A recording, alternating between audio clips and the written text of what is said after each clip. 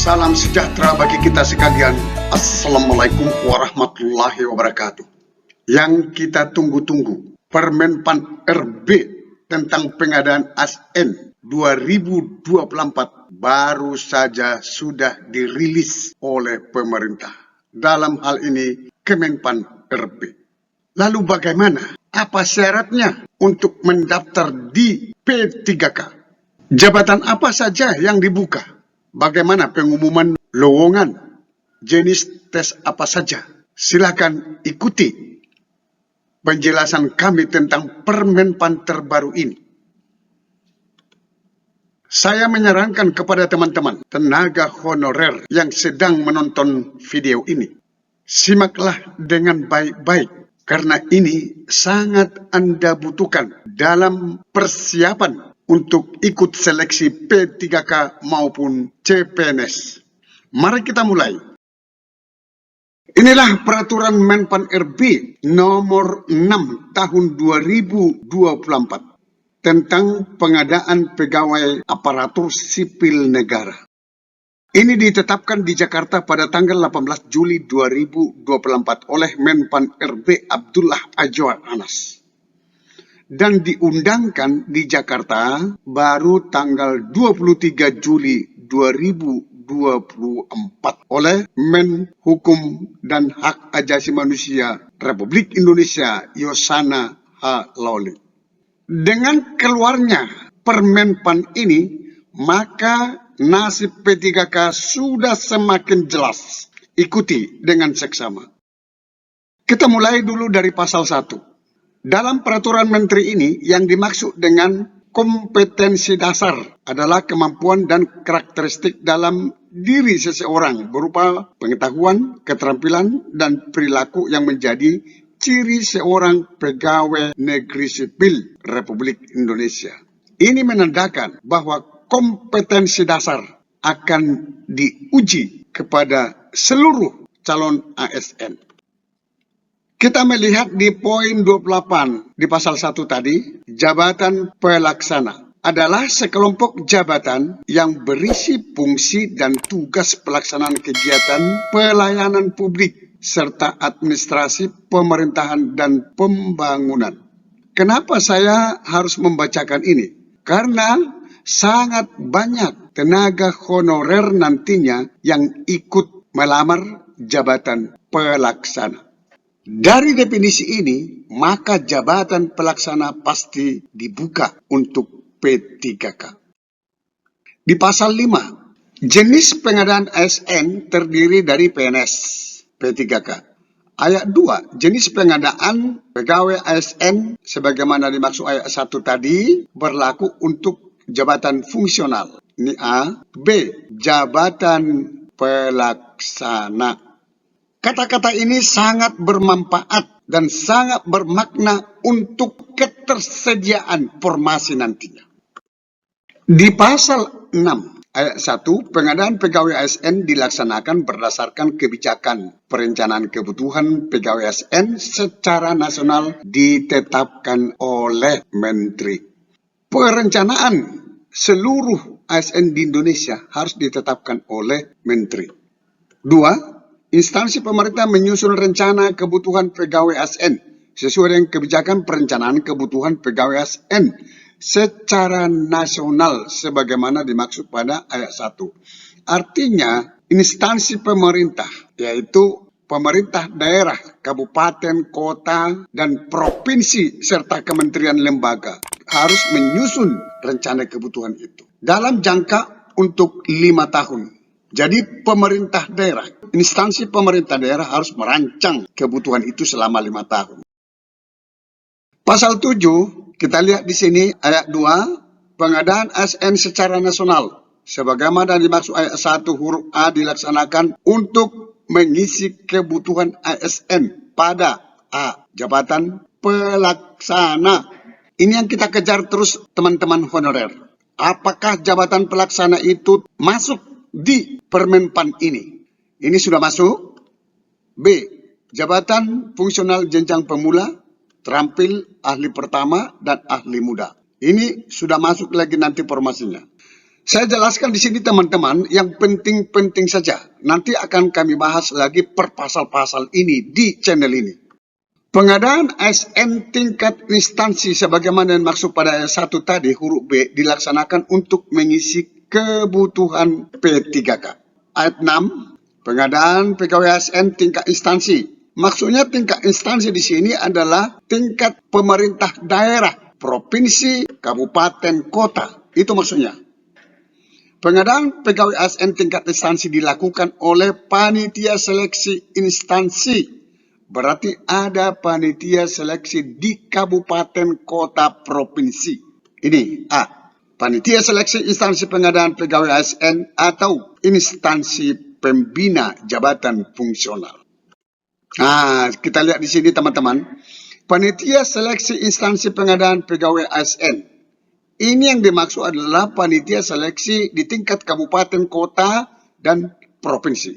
1. Dalam rangka pelaksanaan pengadaan pegawai ASN di instansi pemerintah, PPK, pejabat pembina kepegawaian, ataupun bupati, gubernur, wali kota, menteri, membentuk susunan dan mekanisme kerja panitia seleksi instansi pengadaan pegawai ASN. Jadi di kabupaten, kota, provinsi itu pasti ada panitia seleksi. 2. Panitia seleksi instansi pengadaan pegawai ASN sebagaimana dimaksud ayat 1 mempunyai tugas menyusun jadwal pelaksanaan, mengumumkan pengadaan pegawai ASN secara terbuka, melakukan seleksi administrasi berkas lamaran dan dokumen persyaratan lainnya. Kabupaten kota akan melakukan seleksi administrasi berkas lamaran dan dokumen persyaratan lainnya untuk setiap pelamar P3K maupun CPNS. E.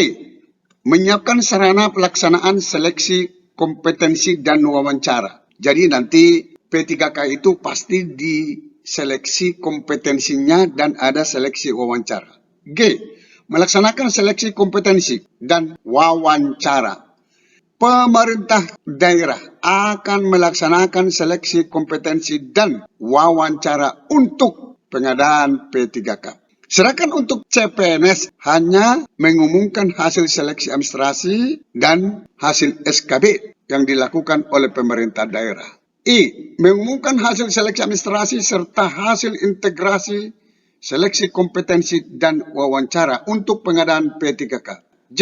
Mengusulkan seleksi kompetensi bidang tambahan ataupun seleksi kompetensi teknis tambahan jika diperlukan kepada menteri. Biasanya ada seleksi kompetensi teknis tambahan yang dilakukan oleh daerah. Biasanya itu untuk guru. Pasal 15, kita langsung ke ayat 2.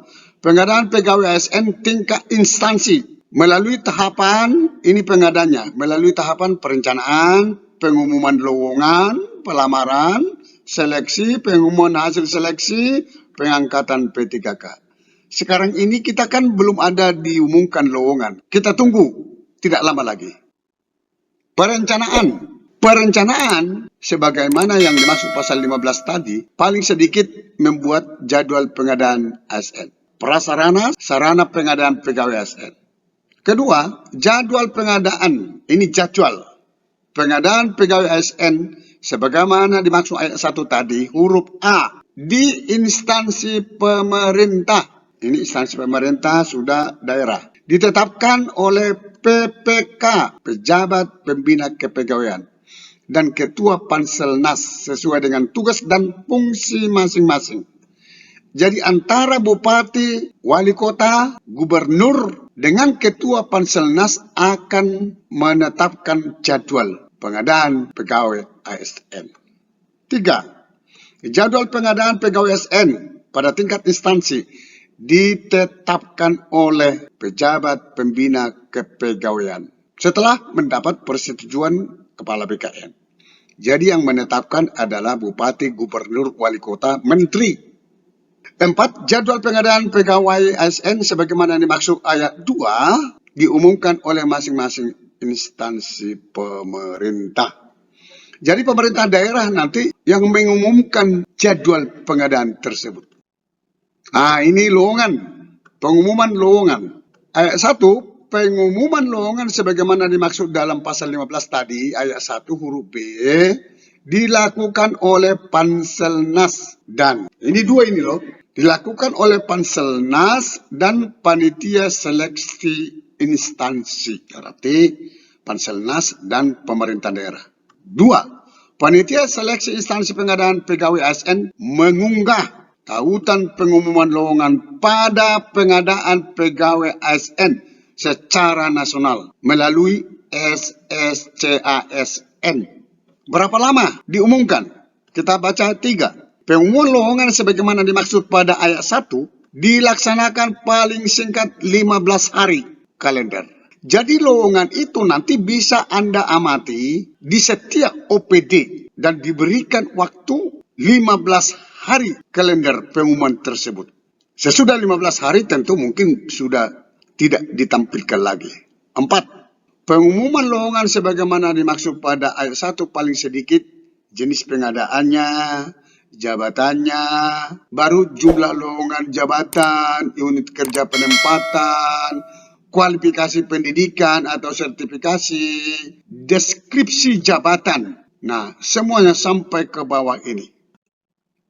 Pasal 22 ayat 1, dalam hal instansi pemerintah menyelenggarakan SKB untuk PNS. B, seleksi kompetensi teknis tambahan untuk P3K. Tapi biasanya kompetensi teknis tambahan ini hanya untuk P3K guru. Ini pelamaran, pasal 23. Setiap warga negara Indonesia mempunyai kesempatan yang sama untuk melamar menjadi ASN dengan memenuhi persyaratan dan prosedur sebagai berikut. A, usia paling rendah 18 tahun dan paling tinggi 35 tahun untuk PNS. B, usia paling rendah 20 tahun dan paling tinggi 1 tahun sebelum batas usia pensiun, maksudnya batas usia tertentu pada jabatan yang akan dilamar sesuai dengan ketentuan perundang-undangan saat melamar P3K. Jadi paling rendah 20 tahun. Kalau 19 tahun tidak bisa, walaupun Anda terdaftar atau terdata di database BKN. Anda tidak bisa melamar. Jadi paling rendah 20 tahun. C, tidak pernah dipidana dengan pidana penjara berdasarkan putusan pengadilan yang telah memiliki kekuatan hukum tetap karena melakukan tindak pidana dengan pidana penjara 2 tahun atau lebih. Artinya, kalau di bawah 2 tahun bisa melamar, walaupun pernah dipidana. Tidak pernah diberhentikan dengan hormat, tidak atas permintaan sendiri, atau tidak dengan hormat sebagai PNS ataupun P3K, ataupun prajurit TNI, kepolisian, juga sebagai pegawai swasta. F, tidak menjadi anggota pengurus partai politik dan terlibat politik praktis. Ini supaya teman-teman hati-hati karena mungkin Anda sudah terdaftar di partai politik. Itu akan bisa dideteksi melalui jejak digital. Memiliki kualifikasi pendidikan sesuai dengan persyaratan jabatan.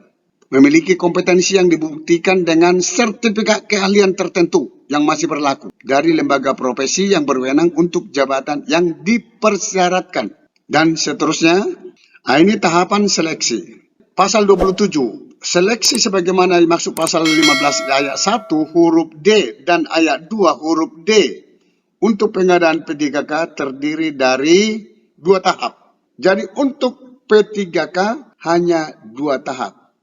Seleksi administrasi dan seleksi kompetensi. Kompetensi ini SKD bagi yang non-guru. Tetapi untuk guru, jabatan fungsional guru, itu seleksi kompetensi SKD dan seleksi kompetensi tambahan. Pasal 30 ayat 1, SKD itu dia menggunakan CAT BKN yang biasa kita hadapi. Di SKD tersebut termuat tes wawasan kebangsaan, tes intelijensia umum, dan tes karakteristik pribadi. TWK, TIU, TKP. Pasal 31 ayat 2. Hasil SKD seluruh pelamar disampaikan oleh Ketua Panselnas kepada PPK melalui SSCASN. Hasil kelulusan SKD ditetapkan dengan keputusan Ketua Pelaksana Seleksi Instansi Pengadaan Pegawai ASN. Jadi, hasilnya itu tetap ditetapkan oleh daerah. Pasal 39, seleksi pengadaan P3K, sebagaimana dimaksud dalam pasal 27, dilakukan dengan mempertimbangkan integritas dan moralitas.